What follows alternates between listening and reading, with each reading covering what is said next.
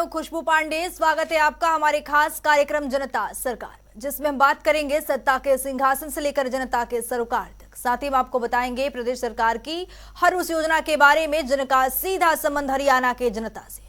जो योजनाएं प्रदेश के विकास को नई गति प्रदान करेंगी और हरियाणा की जनता का चहुमुखी विकास भी करेंगी, ताकि प्रदेश की जनता तरक्की की राह पर आगे बढ़े और हरियाणा प्रदेश निरंतर उन्नति की नई ऊंचाइयों को छूता हुआ प्रगतिशील रहे। तो अगले 30 मिनट तक बने रहिए हमारे साथ और देखते रहिए जनता सरकार।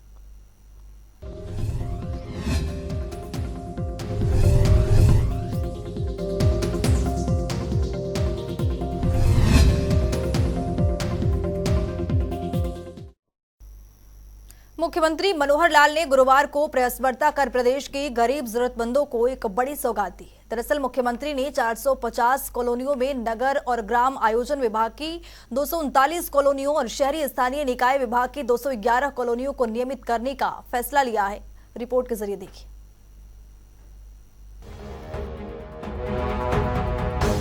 हरियाणा प्रदेश मुख्यमंत्री मनोहर लाल के नेतृत्व में विकास की राह पर आगे बढ़ते हुए देश भर में अपनी अलग पहचान कायम कर रहा है।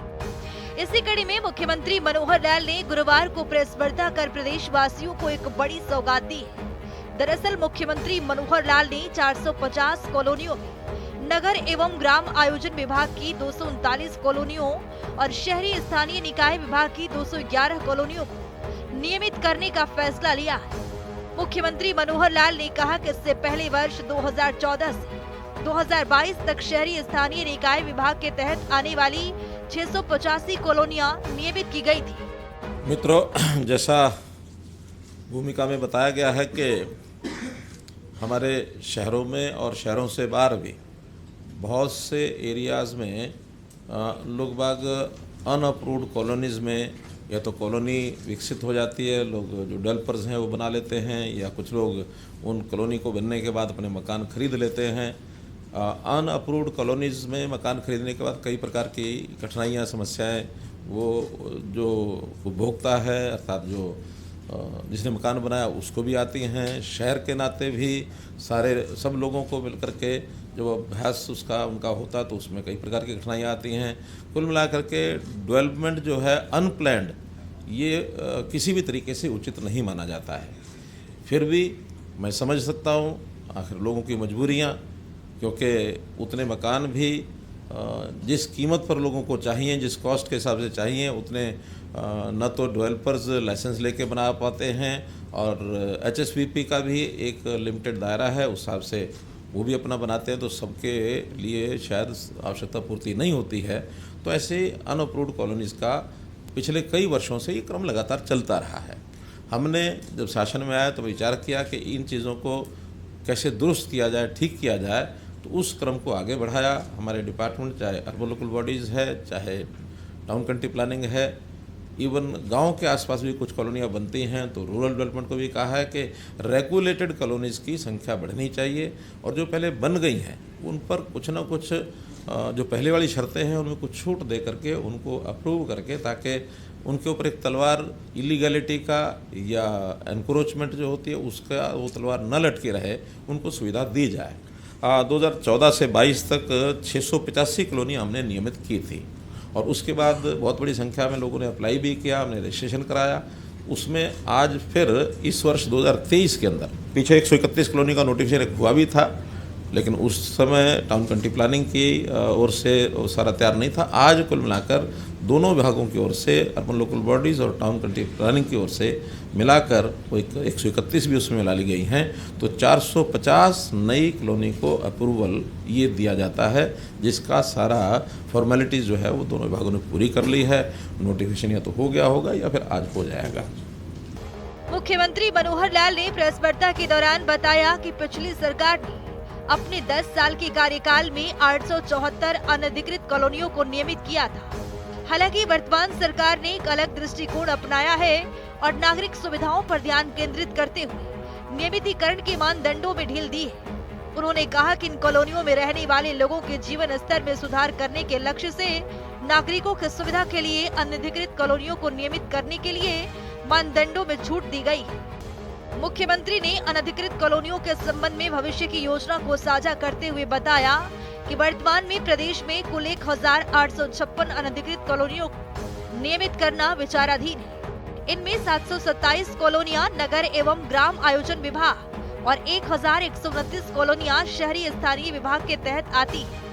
पिछले 10 हमारी सरकार से पहले 10 साल में जो अनधिकृत कॉलोनियां थी वो 874 अप्रूव हुई थी और वो भी अप्रूव हुई। अब ये हमारे कार्यकाल में 1135 नई कॉलोनियां अप्रूव हो गई हैं, लेकिन आज भी 1856 कॉलोनियां और ऐसी हैं जो या तो अंडर प्रोसेस हैं, जो अप्रूव की जा सकती हैं, कुछ ऐसी हैं जो नॉर्म्स को पूरा नहीं करते हैं, वो अभी करने लायक नहीं हैं। उसमें आगे चल कर के देखेंगे कि किस प्रकार से उसमें से रास्ता निकाला जा सकता है, क्योंकि जो छूट है मुख्य रूप से मार्गों की हमने दी है।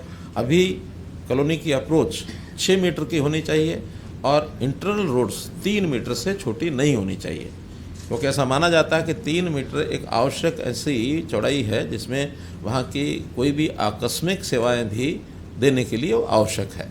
मानो आकस्मिक में सबसे ज़्यादा होता है, कहीं आग लगने का भी कई बार ऐसा चांस बनता है, तो कम से कम अग्निशमन जो संयंत्र लेकर के जाने वाली गाड़ी है वो जल्दी से वहाँ पहुँच सके, नुकसान होने से बचाया जा सके। और वैसे भी एक गाड़ी जा रही है, एक आ रही है, दोनों को मिला करके भी कम से कम 3 मीटर का मतलब ये है कि 16 फुट जगह ये आवश्यक है अगर 2 गाड़ियाँ भी आसपास से पार करनी है तो इस प्रकार से इसको कुछ छूट देते हुए 10 फुट हो गया, 3 मीटर और 10 फुट। तो 10 फुट में तो एक गाड़ी ही निकल सकती है, 2 गाड़ियाँ तो निकल भी नहीं सकती हैं। तो अगर एक गाड़ी निकलेगी तो दूसरी गाड़ी को गली के बाहर ही रोकना पड़ेगा। लेकिन न्यूनतम इसलिए किया है कि क्योंकि लोग बना चुके हैं, इसलिए अगर उनको अप्रूव नहीं करते हैं तो उसमें ये कठिनाई की आ सकती है। तो कुल मिलाकर आज 450 कॉलोनियाँ जो हैं अप्रूव की जाती हैं। हमारे यहाँ जिलानुसार भी जो आंकड़े हैं, ऐसी चाहे वो अप्रूव हुई हैं चाहे नहीं हुई हैं, शुरू से लेकर अब तक जो कॉलोनीज़ हैं उसमें अगर मैं टोटल कॉलोनीज़ की बात करता हूँ तो ये 1340 और 966, ये लगभग 2200 कॉलोनीज़ 2300 कॉलोनीज़ ऐसी हैं जिनका अप्रूवल या तो हो गया है या होना है। जो मैंने बताया ये इसमें बाकी भी बची हैं। जो बड़े ज़िले हैं, जो 150 से भी ज़्यादा कॉलोनियाँ जहाँ अनअप्रूव्ड थी, जिनमें कुछ हो गई, कुछ और आगे होंगी, उसमें कुछ 5-6 ज़िले हैं जिनका मैं नाम लेता हूँ। फरीदाबाद में ऐसी कॉलोनीज़ की संख्या 188 है, हिसार में 181 है, कुरुक्षेत्र में 169 है, पलवल में 201 है, सोनीपत में 162 है, यमुनानगर में 195 है।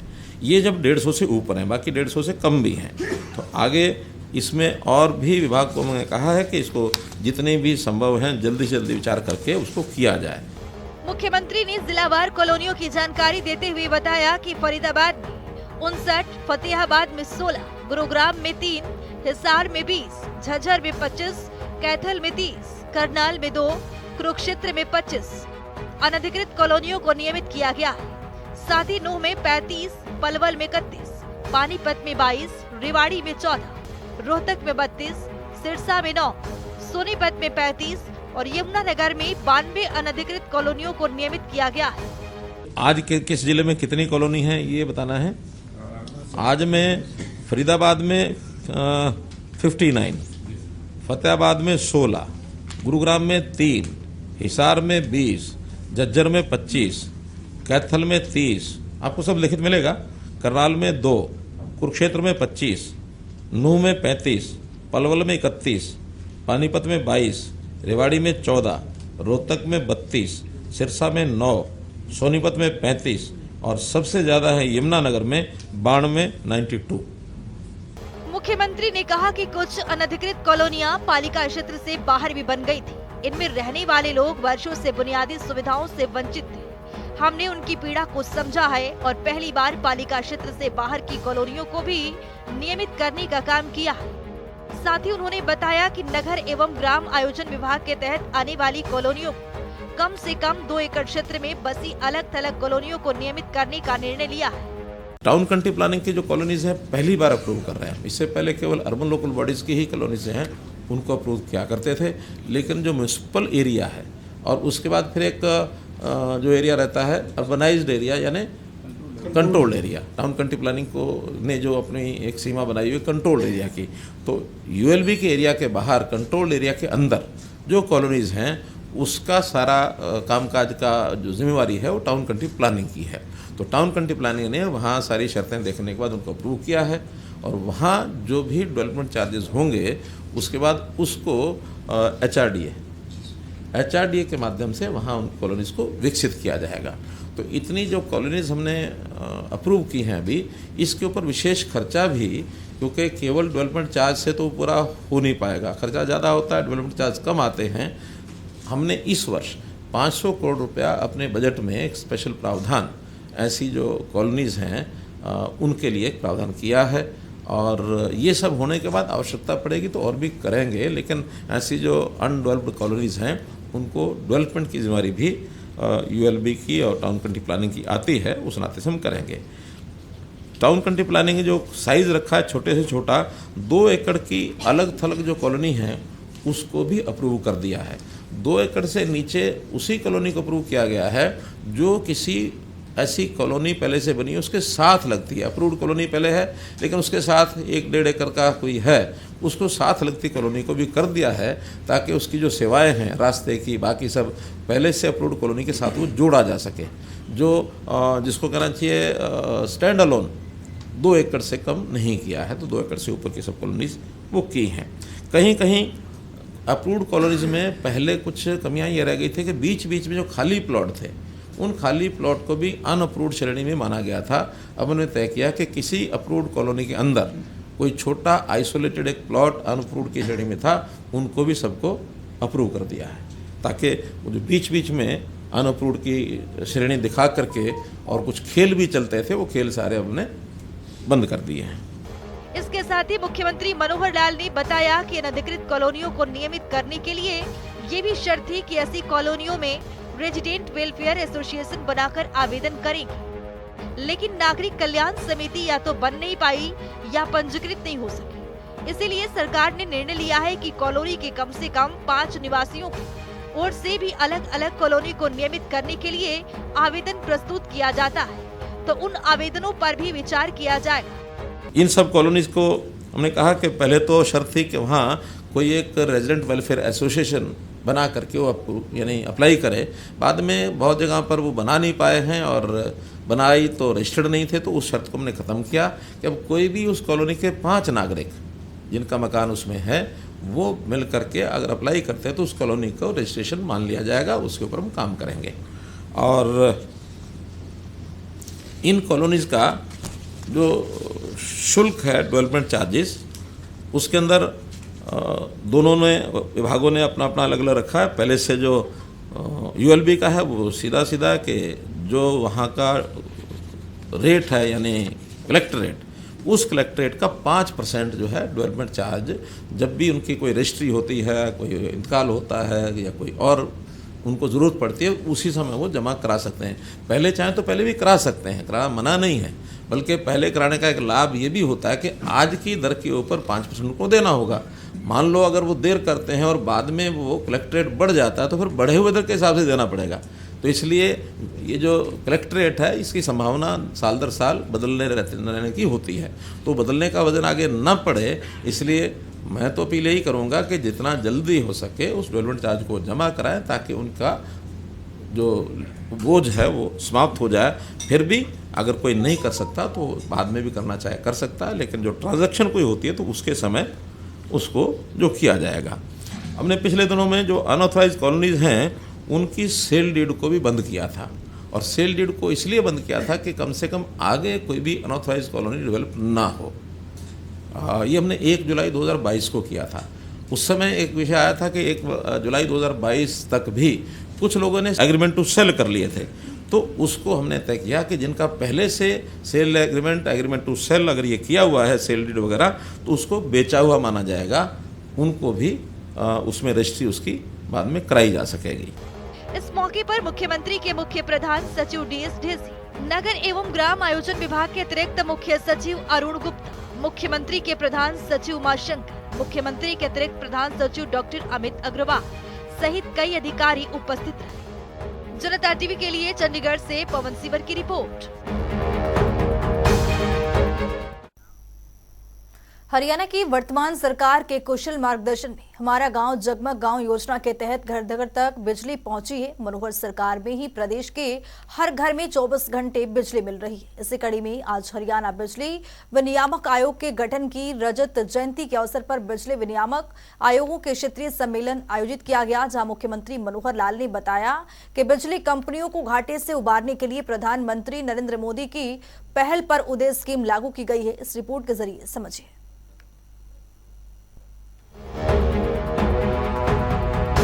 हरियाणा की मनोहर सरकार जगमग योजना के तहत प्रदेश के हर घर तक बिजली पहुंचाने का काम किया है, जिससे आज हरियाणा वासियों को बिजली की सुविधा मुहैया हो पा रही है। इसी कड़ी में हरियाणा बिजली विनियामक आयोग के गठन की रजत जयंती के अवसर पर बिजली विनियामक आयोगों का क्षेत्रीय सम्मेलन आयोजित किया, जहां मुख्यमंत्री मनोहर लाल ने बतौर मुख्य अतिथि के रूप में शिरकत।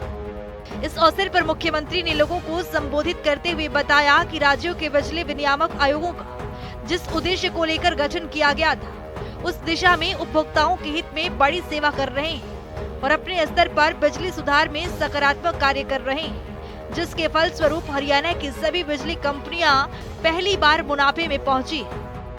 मुख्यमंत्री मनोहर लाल ने आयोग के गठन के 25 वर्ष पूरे होने पर बधाई देते हुए कहा कि बिजली डिस्कॉम कंपनियां वित्त क्षेत्र की सबसे बड़े सार्वजनिक उपक्रम में से एक है।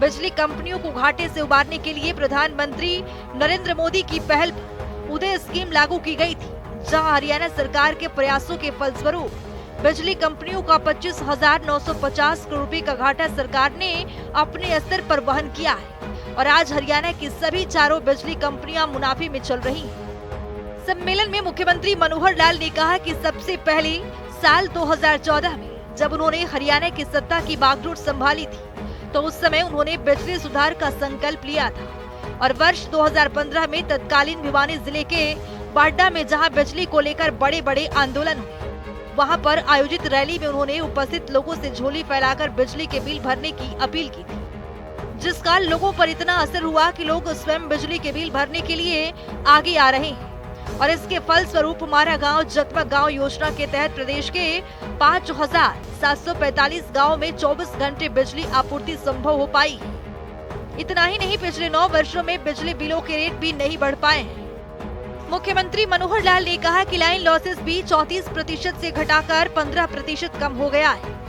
साथ ही लोगों की बिजली पर निर्भरता बढ़ती जा रही है। वहीं उन्होंने कहा कि कृषि क्षेत्र को सब्सिडी के रूप में बड़ी राशि दी जाती है।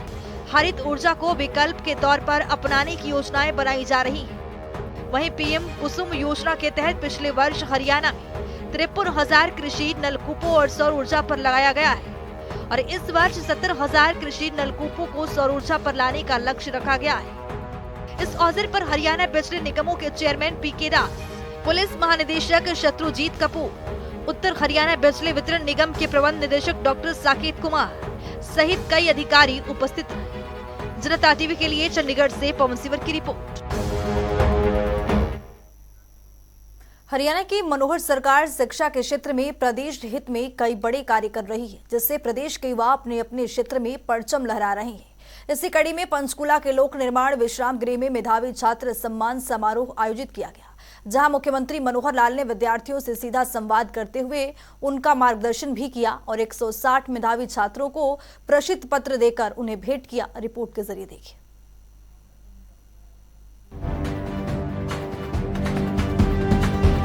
हरियाणा के मुख्यमंत्री मनोहर लाल प्रदेश में शिक्षा स्तर को बेहतर बनाने के लिए कई महत्वपूर्ण कार्य कर रहे हैं, ताकि प्रदेश के हर बच्चे को उच्च शिक्षा प्रदान की जा सके। इतना ही नहीं, मुख्यमंत्री मनोहर लाल प्रदेश में बच्चों का मनोबल बढ़ाने के लिए कई अनेक तरीकों से प्रोत्साहित भी करते रहते हैं। इसी कड़ी में पंचकूला के लोक निर्माण विश्राम गृह में मेधावी छात्र सम्मान समारोह आयोजित किया गया, जिसमें मुख्यमंत्री मनोहर लाल ने बतौर मुख्य अतिथि शिरकत की। इस अवसर पर उन्होंने प्रदेश से आए गरीब 160 मेधावी छात्रों को प्रशस्ति पत्र भेंट करते हुए सम्मानित भी किया। साथ ही समारोह में कई विद्यार्थी प्रदेश के विभिन्न जिलों से आए हरियाणा विद्यालय शिक्षा बोर्ड की ओर से आयोजित 10वीं और 12वीं कक्षा के छात्र थे, जिन्होंने परीक्षा में उत्कृष्ट प्रदर्शन किया। इस मौके पर मुख्यमंत्री ने विद्यार्थियों से सीधा संवाद करते हुए उनका मार्गदर्शन किया। मुख्यमंत्री ने कहा कि जीवन में अच्छा मनुष्य बनने के लिए कड़ा परिश्रम करना अत्यंत आवश्यक है। साथ ही किसी भी विद्यार्थी की प्रतिभा को निखारने में माता पिता का सबसे पहला स्थान, उसके बाद शिक्षकगण इस दिशा में अपनी सर्वोत्तम भूमिका निभाते हैं। इसके बाद मनुष्य के विचार है जो व्यक्ति को निरंतर आगे बढ़ने के लिए प्रेरित करते हैं। एक संस्कृत श्लोक है, अयम निजा प्रोवेति, अयम निजा प्रोवेति गणना लघु चेतसा। ये मेरा है, ये तेरा है, ये सोच रखने वाले बहुत छोटी सोच के लोग होते हैं। आगे है, उदार चरिता नाम तो वसुधैव कुटुंबकम। उदार चरित उन्हीं का होता है जो ये सब सोचते हैं कि पूरा विश्व ये मेरा परिवार है।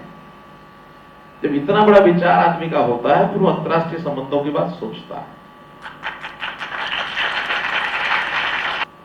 एक ही विचार रखिए, जो करना है अच्छा करना है, जो करना है समाज हित में करना है, जो करना विशेष करना है। मुख्यमंत्री मनोहर लाल ने बताया कि अच्छा मनुष्य बनने के लिए व्यवहारिक परिश्रम हमें मेधावी बनाता है। उन्होंने कहा कि अपने जीवन में अभी तक जो भी विद्यार्थी ने अर्जित किया है, वे उसे सीढ़ी बनाते हुए जीवन में निरंतर आगे बढ़े। साथ ही उन्होंने विद्यार्थियों को प्रेरित करते हुए कहा कि वे जीवन में इसी प्रकार कठिन परिश्रम करें और निरंतर प्रगति की ओर बढ़ते रहें। वहीं मुख्यमंत्री ने कहा कि विद्यार्थी जीवन में लक्ष्य निर्धारित करें और कठिन परिश्रम करते हुए लक्ष्य प्राप्ति के लिए निरंतर प्रयासरत है। समारोह में मुख्यमंत्री ने विद्यार्थियों को संबोधित करते हुए बताया कि शिक्षा एकमात्र ऐसा माध्यम है जिससे हम अपने सपनों को पूरा कर सकते हैं, जिसके लिए मेहनत करना जरूरी है। कठिनाइयों और संघर्षों के बलबूते से जीवन में सफलता मिली है। वहीं उन्होंने आशा जताई है कि समारोह में आने वाले सभी विद्यार्थी कड़ी मेहनत करके शिक्षा जगत में अपने लक्ष्य को प्राप्त कर भविष्य में देश और प्रदेश का नाम रोशन करेंगे। जनता टीवी के लिए चंडीगढ़ से पवन सिवर की रिपोर्ट। तो चलिए अब जान लेते हैं आज के सवाल का विजेता कौन है।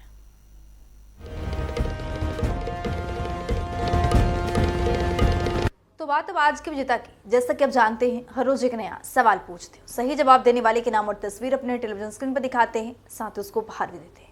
तो चलिए जान लेते हैं कल का हमारा सवाल क्या था और कौन है इसका विजेता। कल का हमारा सवाल था, सेवा भोज योजना की शुरुआत कब की गई थी? इसका सही जवाब है डी, 1 जून 2018। ढेरों जवाब आए, लेकिन आज के हमारे विजेता है गुरुग्राम से भास्कर जोशी। भास्कर, आपको बहुत बहुत बधाई। तो फिर पूछेंगे आज का सवाल, देखते रहिए जनता टीवी।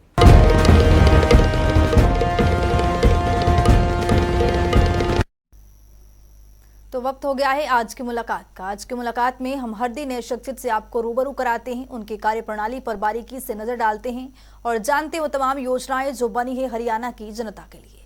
तो ऐसे ही शख्सियत से जनता टीवी ने खास बातचीत की है। इनका नाम है डॉक्टर गोपाल गोयल, जो कि जिनसे सीएमओ के पद पर काबिज है। सुनिए।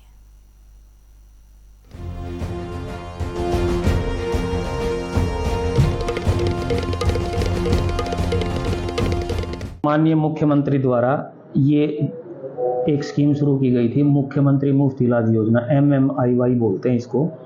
इसके तहत हरियाणा के सभी नागरिकों को सभी सरकारी संस्थाओं में सर्जिकल पैकेज के तहत मुफ्त सर्जरी की जाती हैं।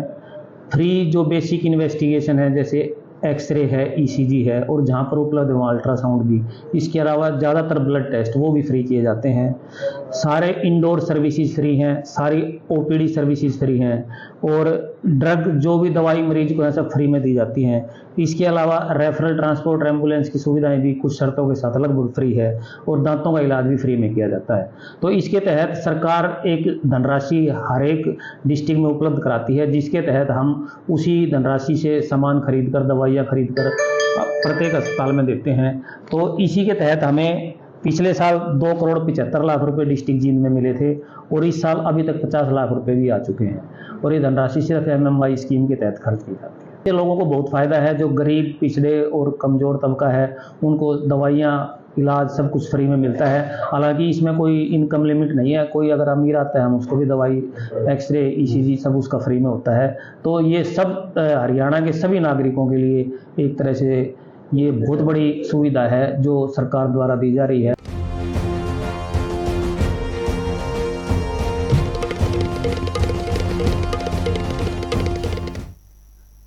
तो वक्त हो गया है आज के सवाल का। तो चलिए अब जान लेते हैं आज के सवाल में क्या कुछ।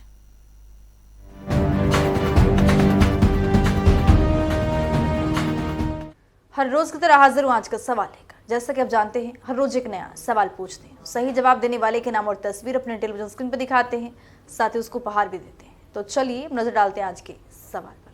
प्रधानमंत्री उज्ज्वला योजना कब शुरू की गई थी? ए 1 मई 2014, बी 1 मई 2017, सी 1 मई 2016, डी 1 मई 2018। तो दीजिए सही जवाब और बनिए विजेता।